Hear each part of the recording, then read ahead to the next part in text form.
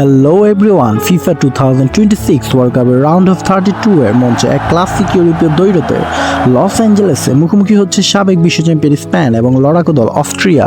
Group পর্বে একটা গোল হজম না করে স্পেনের রক্ষণদুর্গ কি ভাঙতে পারবে অস্ট্রিয়া, নাকি লামিন ইয়ামাল ঝড়ে লন্ডভন্ড হবে অস্ট্রিয়ানদের শেষ 16 স্বপ্ন? টানটান উত্তেজনার এই নকআউট ম্যাচের সব টেকনিক্যাল বিশ্লেষণ জানতে ভিডিওটি শেষ পর্যন্ত দেখুন।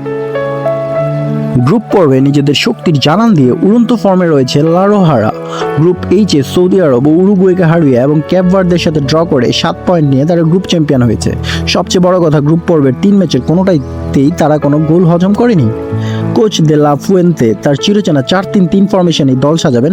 রদ্রি ও পেদ্রির মাঝমাঠের আধিপত্য এবং 2 উইং দিয়ে নিখুঁত পাসিং গেমের মাধ্যমে তারা অস্ট্রিয়ার উপর চাপ সৃষ্টি করবে। স্পেনের মূল শক্তি তাদের নিখুঁত বল পজিশন এবং জমাট রক্ষণভাগ।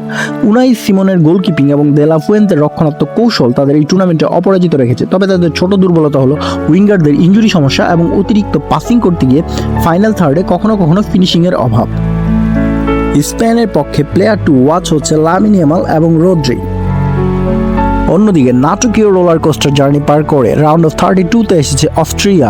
গ্রুপ জে থেকে রানার্স আপ হওয়া এই দলটি শেষ ম্যাচে আলজেরিয়ার বিপক্ষে 3-3 গোলে ড্র করে। ম্যাচের 96 মিনিটে কালাজ্জিচের করা অবিশ্বাস্য এক ইনজুরি টাইম গোলে নিশ্চিত হয় তাদের নকআউটের টিকিট। রাফা রানিকের হাই প্রেসিং দর্শনে অস্ট্রিয়া 4-2-3-1 ফরমেশনে খেলতে পারে। ডিফেন্স ও মিডফিল্ডের মাঝে কম্প্যাক্ট ব্লক তৈরি করে কাউন্টার অ্যাটাক থেকে স্পেনের রক্ষণ ভাঙার চেষ্টা করবে তারা। অস্ট্রিয়ার প্রধান শক্তি তাদের হাই প্রেসিং ডিসিপ্লিন, আক্রমণাত্মক মানসিকতা এবং ম্যাচের শেষ সেকেন্ড পর্যন্ত লড়াই করার ক্ষমতা। কিন্তু তাদের সবচেয়ে বড় দুর্বলতা হলো রক্ষণভাগের অস্থিরতা। গ্রুপ পর্বে 3 ম্যাচে 6টি গোল হজম করার ডিফেন্স দিয়ে স্পেনের আক্রমণভাগ ঠেকানো তাদের জন্য বড় চ্যালেঞ্জ। অস্ট্রিয়ার পক্ষে প্লেয়ার্স টু ওয়াচ হতে যাচ্ছেন সাবিজার এবং ডেভিড আলাবা, যিনি রক্ষণভাগের মূল নেতা, যার উপরে থাকে স্পেনের আক্রমণ রুখে দেওয়ার গুরু দায়িত্ব। সবকিছু বিবেচনায় আমার মনে হয় স্পেন 2-0 গোলে এই ম্যাচটি জিতে নেবে।